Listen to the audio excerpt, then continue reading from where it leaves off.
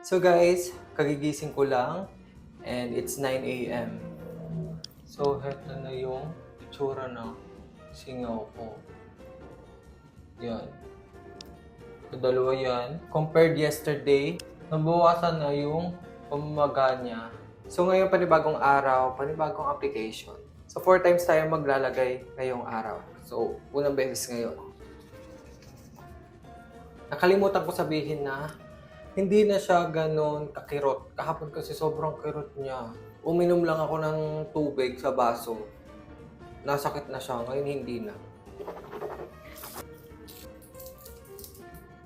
So, inakatuyo ko muna. Kaya ako inakatuyo kasi feeling ko mas didikit yung gamot kakait agkatuyo kaysa sa wasa.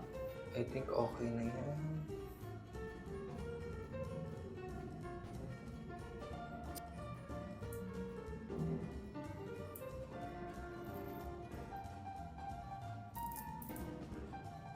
Okay na, mga 5 minutes lang ako gaganito.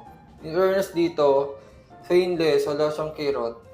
Unlike agka-doctorin. Or depende siguro sa pain tolerance. Update ko na lang kayo.